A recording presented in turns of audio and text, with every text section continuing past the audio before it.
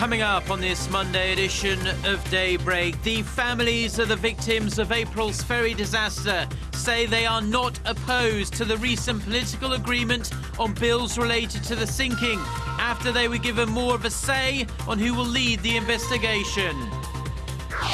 North Korea has reportedly launched a new submarine capable of firing ballistic missiles, but officials in Seoul says Pyongyang has not yet acquired the technology to deploy the missiles. Plus, science has spoken. A UN body on climate change says fossil fuels should be phased out by 2100. If not, the world will face severe and irreversible damage. Daybreak begins now.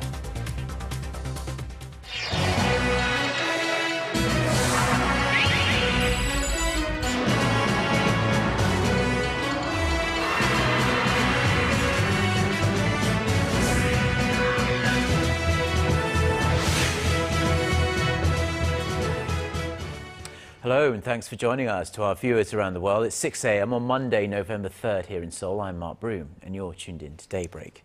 Our top story this morning: the families of the victims of April's Seoul ferry disaster have decided not to reject an agreement on 3 bills related to the sinking that were reached last week after months of bitter political wrangling. The families met on Sunday evening, Korea time, to discuss the deal, saying afterward that they respected the arduous process by which the agreement was reached. They, however, added that they can't fully accept the bills and made some suggestions for improving them. The bills give the families a much greater say in selecting investigators for the case, among a number of other things. The ferry sinking left over 300 people, mostly high school students, dead or missing. North Korea has a new piece of military hardware that could spell trouble for the region. Military and government sources here in Seoul say North Korea has launched a new submarine that is capable of firing ballistic missiles. Our Connie Kim reports. In what appears to be a new threat from North Korea, Pyongyang has reportedly launched a new submarine capable of firing ballistic missiles. Government and military sources in South Korea say Pyongyang has imported a Soviet-era Gulf-class diesel submarine built in the 50s and modified it. Sources say the newly launched vessel is identical to an unidentified submarine at the Sinpo shipyard that the U.S.-based website 38 North revealed last month. The new vessel is estimated to be 67 meters long, 6.6 meters wide, and has a dive displacement in the 3,000-ton range. Adding to the concern about the new submarine is the operation of a test facility at the Sinpo shipyard that 38 North reported in October. It was reported the North has carried out dozens of tests on the ground and at sea to mount a missile tube on the vessel.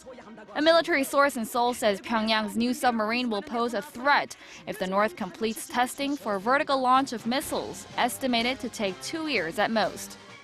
To counter the threat, South Korea plans to launch 3 3,000-ton submarines with vertical missile launch tubes by 2020 and an additional 3 by 2030. Connie Kim, Arirang News. Now, U.S. Secretary of State John Kerry has praised China for doing more to pressure North Korea. Speaking on Bloomberg News, Kerry said the Chinese were being helpful by taking measures way beyond where they were a year ago. He cited the examples of China reducing the amount of jet fuel going into the country and limitations on trade with the North. Kerry also pointed out that Chinese President Xi Jinping has held 5 or 6 meetings with South Korean President Park Geun-hye, but none with Kim Jong-un. The top U.S. diplomat also said Washington is as keen as Beijing to restart the long-stalled 6-party talks on the North's denuclearization, but he stressed the U.S. needs assurances Pyongyang is prepared to discuss giving up its nuclear ambitions. Now, despite recent ruptures in inter-Korean relations, German lawmaker Helmut Koschik, a longtime advocate of Korean unification, says North Korea wants to talk to South Korea. Koschik, who was in Pyongyang for 6 days recently and held talks with the chairman of the Supreme People's Assembly and also North Korea's vice foreign minister. He did this before his visit to Seoul last week, and he sat down with our Hwang Sang-hee for a chat. When you talked to North Korean officials during your stay there, what did they say about inter-Korean relations? Many of the North Korean officials I spoke with were very clear. North Korea hopes to improve relations with South Korea. The attendance of 3 high-level officials at the closing ceremony of the Asian Games shows this very well. They said rebuilding trust is the most important step for improving South-North relations. As the basis for trust building, they referred to former South Korean President Kim Dae-jung's visit to North Korea in 2000 and the June 15th joint statement that followed. There are speculations about the regime instability in North Korea. What was your impression? Of course, Kim Jong-un's power cannot be compared to that of his father, Kim Jong-il, in his prime. But he has enough leverage to control the current situation. The power is not held solely by him, though. It is divided among other agents, such as the party, the military, or the economic bodies. But Kim is able to maintain a balance among them. However, I do see a need for a policy to promote overall stability. So before your visit to Pyongyang, you also visited China and you met with officials there. Did you have any talks about North Korea with them? There are tensions between North Korea and China. China wants North Korea to return to the six-party framework and to pursue more reform measures on its own. But at the same time, its biggest interest is securing stability in North Korea and on the Korean peninsula. Therefore, Beijing is not opposed to Pyongyang's relations with Europe and Berlin. And China believes its friendship with South Korea is helpful in maintaining stability on the Korean peninsula and Northeast Asia. You've been a long-time advocate of the unification of the two Koreas. In your view, what's the biggest hurdle to the Korean unification, and how do we make that leap? The challenge can be largely divided into 2. First is solving the dire humanitarian situation in North Korea. The second, and the most important and difficult task, is North Korea's nuclear program. The neighboring countries must also be considered. The fundamental step is resolving tensions between the two Koreas, but at the same time, seeking understanding from the United States, China, and Japan remains a challenge. And where does Germany come in? Germany will not be a mediator. It will also not be a master that can offer a great deal of knowledge. But what we can do is to give little bits of advice based on our own experience with unification. Thank you, Mr. Koshik, for your time today. It was a pleasure for me. Now back here in South Korea, and some political news now. Lawmakers are going to grill the top government officials from ministries related to foreign, unification and security issues at the National Assembly on this Monday. Now, topics are expected to include the recent agreement to delay the transfer of wartime operational control from Washington to Seoul. Also, activists flying anti-Pyongyang leaflets across the border, and the cancellation of those planned high-level inter-Korean talks. Now, ministers and other top officials from economy, education and culture-related ministries will be in the hot seat in the upcoming days. Now, it's sad to say, really, that Japanese nationalism has been gaining a head of steam in recent years. The Abe administration, while reacting incredibly fast to ensure a somewhat distorted view of Japanese history, has been dragging its feet about clamping down on hate rallies, which includes hostility against ethnic Koreans living in Japan. In an attempt to counter the mood, hundreds of citizens took to the streets of Tokyo on Sunday, and they were protesting against racial discrimination. Our Son Jung-in reports. Around 1,000 people from different ethnic backgrounds gathered on Sunday to march against hate speech at a rally in Tokyo's bustling Shinjuku district. The participants wanted to spread a positive message in opposition to hate rallies, holding signs urging peace and reconciliation. They even chanted a song that called for an end to discrimination against Koreans living in Japan. I took part of this rally because we should not allow hate speeches, not only from Koreans and Chinese, but also from us Japanese. In August, the UN Committee on the Elimination of Racial Discrimination called on Tokyo to firmly address manifestations of hate and racism, as well as incitements to racist violence and hatred during rallies.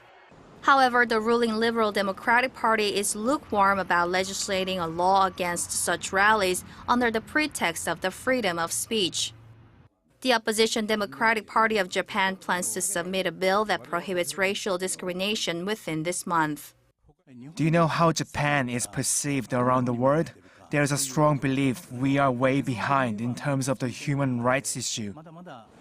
While the Shinzo Abe administration drags its feet over legislating a law against racial discrimination, it plans to promptly take action to ban a textbook that says the Japanese military forced women into sex slavery during World War II.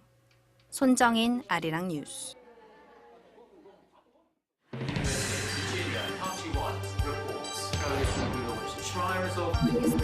We start before the sun rises to bring you the latest stories out of Korea. We also lead the way with important global coverage. Stay on the pulse of what is happening with Daybreak.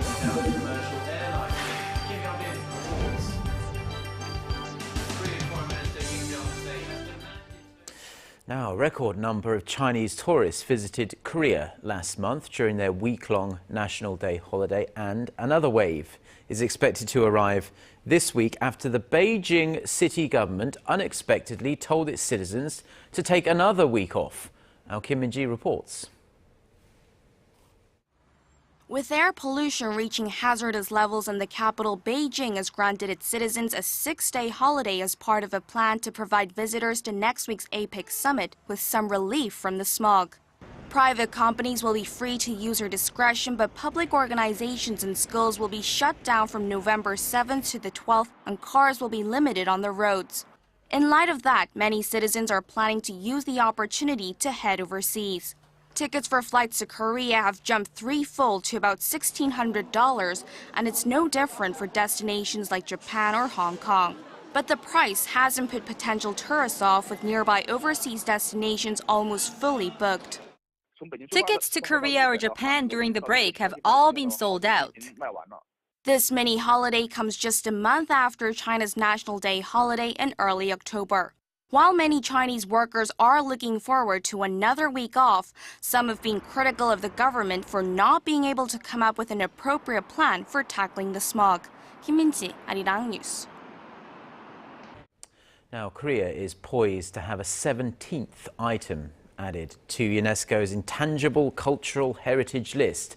It's called Nongak, and it's a type of traditional farm music that dates back to the early 20th century. Our Connie Lee reports.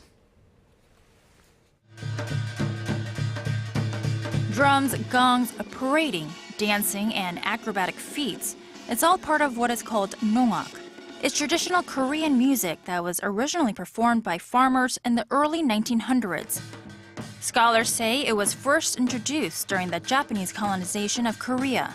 Nongak was performed in groups to encourage one another to work better in the fields and to help them overcome the difficulties of agricultural life. But today, it is a popular performing art seen all around Korea, especially during the holidays. And in the coming weeks, this art is set to be tapped as a UNESCO Intangible Cultural Heritage.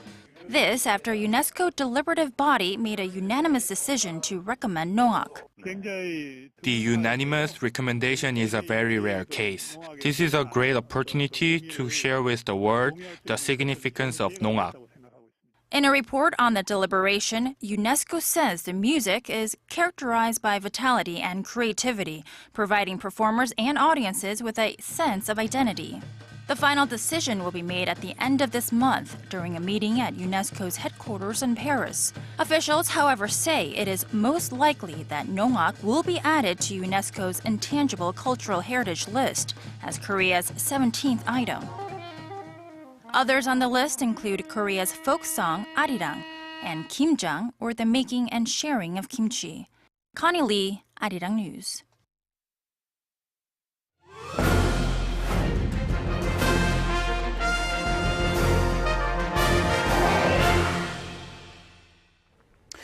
Korea's favourite messaging application, KakaoTalk, is stretching its boundaries and aiming to go global, backed by some very nice new services and its recent merger with internet portal Daum.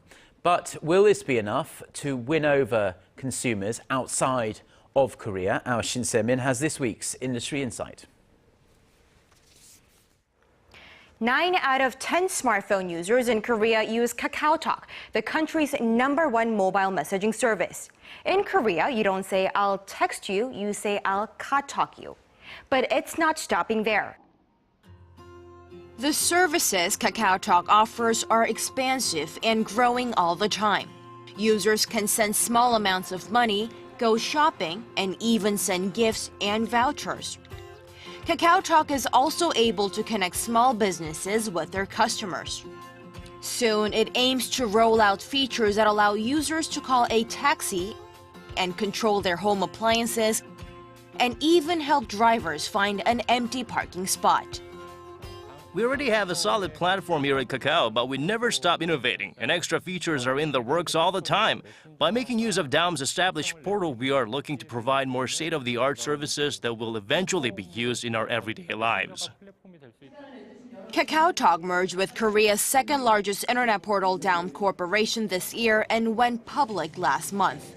Daum Kakao currently has a market capitalization of over $7 billion, making it one of the country's largest IT firms. Under its new slogan, Connect Everything, Daum Kakao is hoping to lead the march to have everything connected to the internet. A personalized location-based service is under development, drawing on the strength of each arm of the business. By utilizing Daum's pre-existing and highly detailed map service, KakaoTalk hopes to launch a feature that notifies users when they're near a restaurant chain or clothing store they like. However, as with any company that has global aspirations, challenges lie ahead, namely convincing international consumers to make the jump to KakaoTalk. Daum Kakao missed the boat for entering the global market. Countries already have their preferred messaging services. In China, they like WeChat, Line is in Japan, and WhatsApp has a grip on the US. It's going to be really hard for Daum Kakao to squeeze in between. The company also has problems closer to home after KakaoTalk was rocked by a privacy scandal. A significant number of users abandoned KakaoTalk for foreign messaging applications like Germany's Telegram following the revelation that the Korean company had given prosecutors access to thousands of their users' private conversations.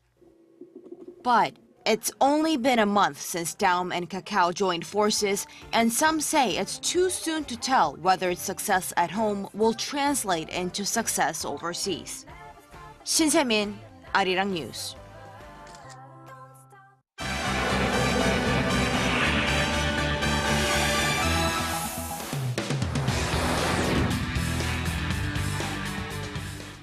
Time now for a look through the global headlines we're following on this Monday morning, the first day of the work week here in South Korea. And now we're going to turn to Eunice Kim, who's standing by at the news centre. Good morning, Eunice. And good morning to you, Mark. The use of fossil fuels must be phased out by the end of the century if the world is to avoid the catastrophic effects of climate change. That was the message reached by the synthesis report published on Sunday by the UN-backed Intergovernmental Panel of Climate Change, capping a week of intense debate between scientists and government officials in Copenhagen, Denmark. It said time was running out on cutting carbon emissions, adding that the world will face a rising likelihood of severe, pervasive, and irreversible impacts for people and ecosystems if left unchecked. In its starkest verbiage yet, the report set targets for world governments to produce most of its electricity via low-carbon sources by the year 2050 and effectively eliminate the use of fossil fuels by the year 2100. UN Secretary General Ban Ki-moon, calling the report historic, urged leaders to act on the clear message, adding that there is a way out if governments act decisively. A suicide explosion near the Pakistani-Indian border has killed at least 45 people on Sunday, an attack claimed by the Pakistani Taliban. The strike happened on the only border crossing between the two countries following a daily elaborate flag-lowering ceremony conducted on both sides that draws large crowds. Pakistanis were hit with the brunt of the attack as it took place 500 meters into the Pakistani side. Dozens of people use the Wagah crossing every day, as it is also an important trade route. Voters in two rebel-held regions of eastern Ukraine went to the polls on Sunday to choose their head of state and parliamentary members. Rebel-backed polls show that the incumbent prime ministers of Donetsk and Luhansk, a former electrician and the other a former Consumer Protection Agency employee, were ahead in the polls and likely to keep their posts. Moscow has said it will back the results of the vote that Ukraine's President Petro Poroshenko has dismissed as a farce conducted under the barrels of tanks and machine guns. The European Union said the elections violate a September ceasefire agreement. Washington has also denounced the vote as illegitimate.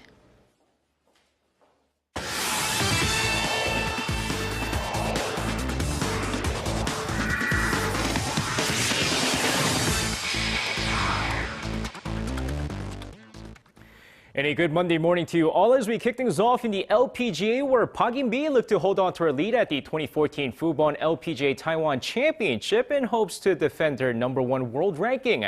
Despite a great first 3 rounds of the event, Park In-bi struggles a bit in the final round of the event, but still holds on, finishing off at 22 under par overall for her 3rd LPGA title of the season. Now, with the win, she holds on to her #1 ranking for another week as Stacey Lewis stormed through in the final round, but fell short 2 strokes behind the winner, with Lydia Ko finishing 3rd after shooting 6 under in the final round. Now, when it comes to air pistol competition, Korea's Shin Jong-ho is one of the best in the world, if not the best. So it's no surprise that he's dominating at the 95th National Sports Festival in Jeju. Now, representing Busan KT, the Olympic gold medalist rallies back to win the 10-meter men's air pistol gold, giving him his 3rd gold medal in the event. Now, prior to the 10-meter event, Shin Jong-ho won the 50-meter individual gold, followed by the 10-meter team event earlier on Sunday.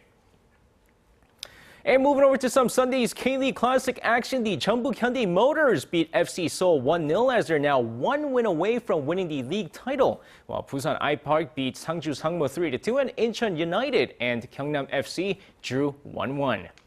And now with that, we're going to shift over to Sunday's KBL clash. The Ulsan Mobis Phoebus continued their hot streak, beating Incheon Itilan Elephants 80-72, while Changwon LG Sakers beat the Busan KT Sonic Boom 61-56.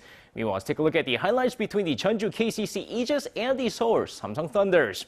Now, Samsung off to a great start in the first quarter of the game, taking a 28-17 lead before KCC rallies to cut the deficit to 47-41 going into halftime. Now, despite KCC trying to use the momentum going into the second half of the game, Samsung's Leo Lions having a monster game here, putting up 25 points and 13 rebounds, and Samsung holds on to win this game 78-75. And now finishing things off in domestic volleyball, let's take a look at some highlights from Sunday's V-League matches, starting off in the men's league where the KEPCO Vic Storms took on the Samsung Hwajae Blue Fangs. Now, despite Samsung Hwajae dominating KEPCO in previous seasons, this year a different story as both sides go neck and neck with the match going down to a decisive 5th set. And despite Blue Fangs' Leo Martinez putting up a game-high 45 points, KEPCO's Mitar Juric and Chung Kwang-in combine for 53 points as KEPCO takes the 5th set 15-8 and a 3-2 victory. Now, meanwhile, over on the Women's League, Hyundai Hill State taking on Daejeon KGC. Hyundai Hill State off to a great start here, taking the first set 25-14, but KGC, led by Joyce Gomez da Silva's game-high 33 points, take the next 3 sets for a 3-1 victory. And that's going to wrap it up for me. This has been SJ. Have a great rest of the day and see you guys again for your sports needs.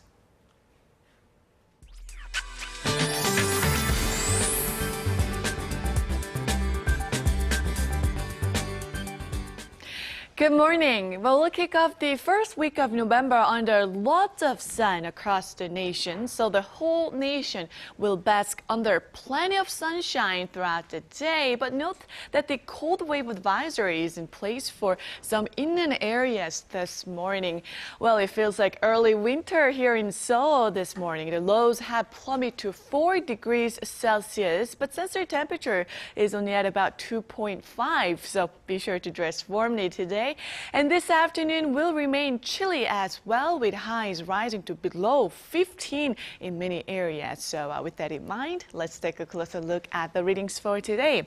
Well, as we can see, low in many areas are starting out in the single digits, and the afternoon high in the Seoul, Daegu, Gwangju will peak at 14, while Busan will top out at 15 this afternoon. Now on to other regions. Jeju Island and Daejeon will be getting up to 15 and 13 respectively, while Dokdo sees highs of 11 this afternoon. Well, that's all I have for you at this hour. Hope you have a wonderful start to the day. Thank you very much, John, for the weather there. And those are the stories we have for you this hour. Korea Today is coming up in about 30 minutes' time, and we'll be back, as always, throughout the day with many, many more news updates. Goodbye.